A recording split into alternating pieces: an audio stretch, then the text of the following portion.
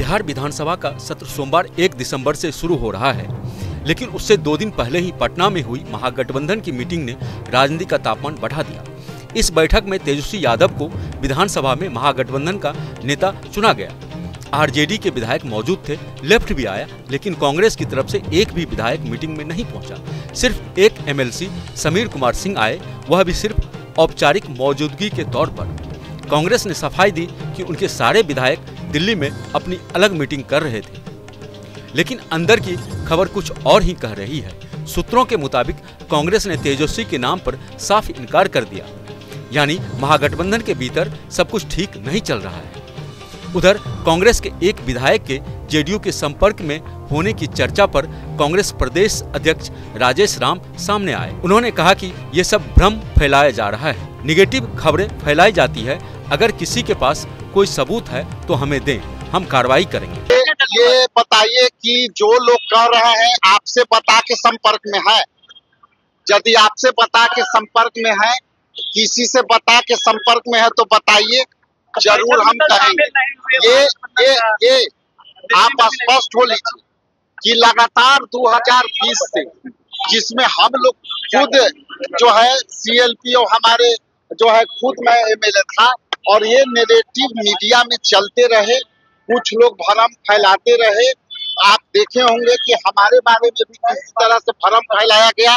आप लोग 2 दिन पूरी टीआरपी चलाई, और अब जो सवाल आप किए हैं ये निराधार है, और यदि कोई इस तरह की बात होगी तो हमको कोई प्रूफ देवे और तब हम उस पर कार्रवाई करेंगे। पूरे विवाद पर चिराग पासवान ने भी तंज कसा। चिराग ने कहा कि कौन किसके साथ जाएगा यह तो वो नहीं कह सकते, लेकिन कई विधायक एनडीए के संपर्क में हैं। साथ ही चिराग ने कहा कि डूबते जहाज में अब कोई ठहरना नहीं चाहता। ये मुझे नहीं पता कि कौन किसके साथ जाने की सोच रख रहा नहीं रख रहा। एनडीए अपने में इतना ज्यादा मजबूत है, 200 से ज्यादा सीटें जीतकर हम लोग का गठबंधन है। ऐसे में मैं जरूर मानता हूँ कि कई ऐसे विधायक हैं जिनको इस बात का एहसास है कि संभवतः एनडीए के साथ जुड़कर ही वो अपनी सोच या बिहार के विकास को या अपने क्षेत्र के विकास को वो गति दे पाएंगे।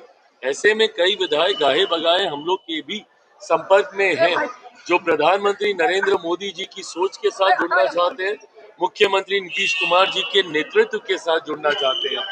कब कौन किसके साथ जुड़ रहा है ये मैं कह नहीं सकता, बट विपक्ष इस तरीके से पूरी तरीके से धराशायी हो चुका है।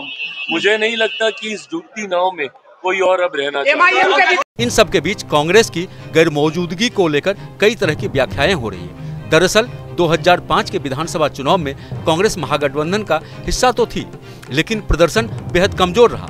61 सीटों पर लड़ी और सिर्फ 6 जीत सकी। वोट शेयरिंग भी 9% से कम रहा।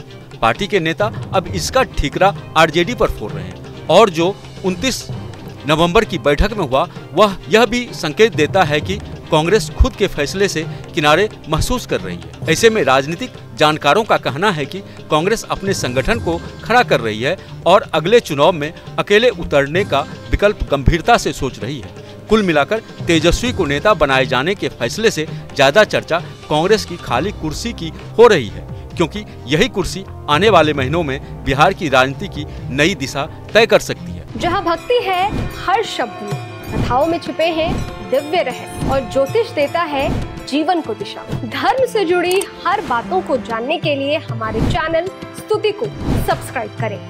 चैनल पर जाने के लिए इस लिंक पर क्लिक करें।